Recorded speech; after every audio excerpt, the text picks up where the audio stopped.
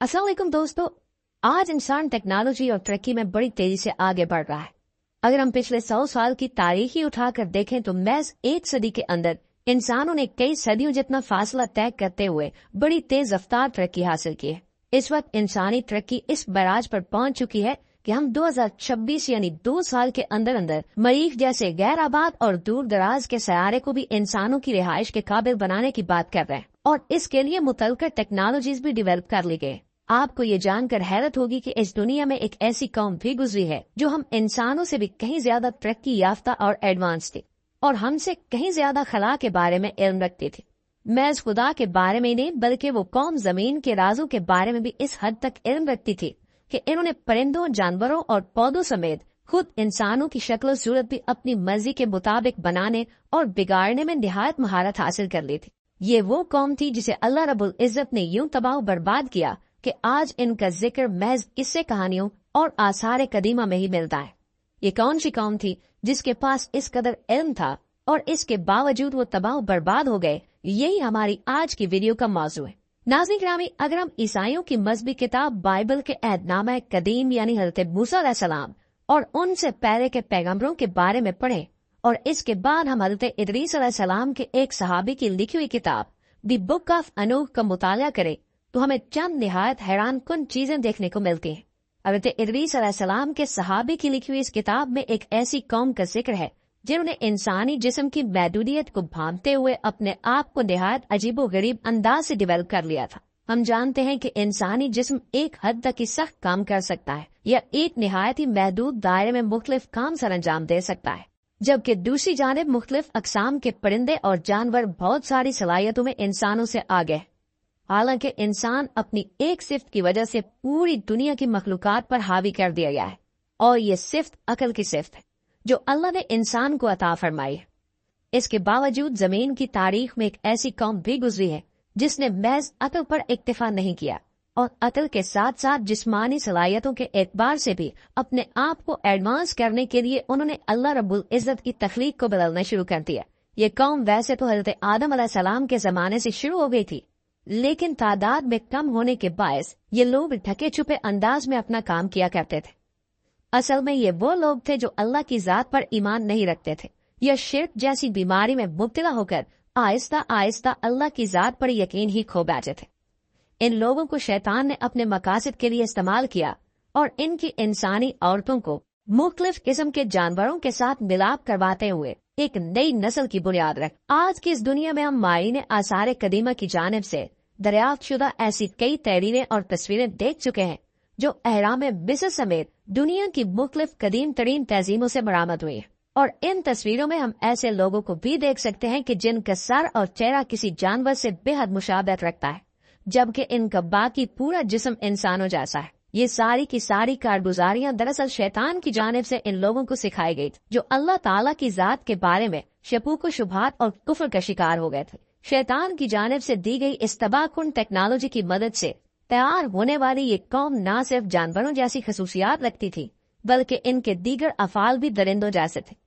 ये लोग इंसानी ताकत के मुकाबले में बेहद बड़े हुए थे और बुलंदो बाला कदो कामत के साथ खौफनाक हद तक जिस्मानी ताकत भी रखते थे।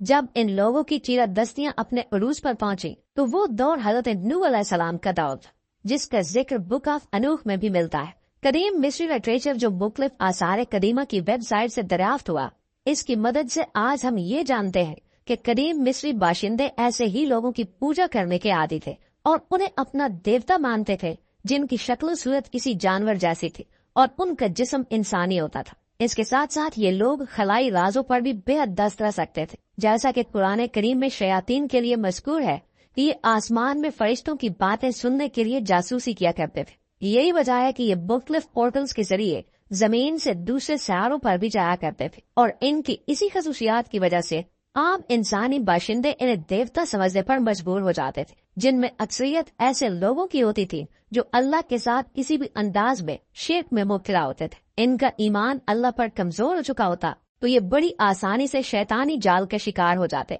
हज़रत नूह अलैहिस्सलाम के दौर में जब कई सौ साल की तबलीग के बावजूद ये लोग राह हिदायत की तरफ न आए और इन्होंने ये शैतानी उलूम न छोड़े, तो फिर अल्लाह ताला ने जमीन को पाको साफ करने का इरादा कर लिया। ये वही दौर था जब ये लोग अपनी तादाद में कसरत की वजह से पूरी दुनिया पर गालिब आ चुके थे और हर लिहाज से गरूर और तकब्बुर में मुब्तला हो चुके थे। इनकी हिदायत की कोई उम्मीद बाकी नहीं रही थी। इनकी कसरत की वजह से इनको नेस्तो नाबूद करने का एक ही तरीका बचा था कि पूरी दुनिया को अल्लाह ताला पानी से साफ कर देता। लेकिन अगर ये अजाब एक साथ पूरी नस्ल इंसानी पे नाजिल होता तो वो इंसान जो इस तरह की किसी भी शैतानी कारगुजारियों में शरीक नहीं हुए थे वो भी सफ़े हस्ती से मिट जाते और यूं नस्ल इंसानी का ही खात्मा हो जाता। जब हज़रत नूह अलैहिस्सलाम की तबलीग अपने उरूज पर पहुंच गई और ये बात वाज़ेह हो गई कि ये लोग हिदायत नहीं पा सकते, तब अल्लाह ताला ने हज़रत नूह अलैहिस्सलाम को एक बड़ी कश्ती तैयार करने का हुक्म दिया, जिसके 3 हिस्से रखे गए। एक हिस्से में हज़रत नूह अलैहिस्सलाम के मानने वालों को सवार होने का हुक्म दिया गया,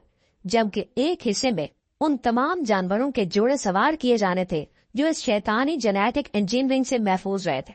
जबकि तीसरे हिस्से में दुनिया भर में मौजूद पौधों और नबातात की वो तमाम अक़साम रखी जानी थी जो अपनी असल शक्ल में मौजूद थी। इसी कश्ती की तामीर के दौरान भी उन कुफार ने जो शैतान के पैरोकार थे हज़रत नूह अलैहिस्सलाम का बहुत मजाक उड़ाया। लेकिन जब अल्लाह का वादा नजदीक आया तो यही लोग बेहद दहशत ज़दा हो गए और पनाह मांगने लगे। यूं अल्लाह ताला ने पूरी की पूरी जमीन को इन लोगों के वजूद से पाक साफ कर दिया और अपने प्यारे बंदों को उस कश्ती के जरिए उस सैलाब से बचा लिया ताकि इनके जरिए जमीन पर जिंदगी का एक नया दौर शुरू हो सके। नाज़रीन, इस सारी तफसील के बाद अगर आप आज के मौजूदा दौर की जानिब देखें तो भले ही इंसान के पास अभी तक ऐसी टेक्नोलॉजी नहीं आई कि जिसकी मदद से वो जेनेटिक इंजीनियरिंग करते हुए इंसानों में जानवरों की सिफात पैदा कर सके, लेकिन इसके बावजूद अब भी ऐसे बेशुमार लोग मौजूद हैं जो अपने चेहरों को किसी न किसी जानवर की शक्ल में ढालने का अज़्म रखते हैं और बहुत सारे लोग इस पर अमल भी कर चुके हैं।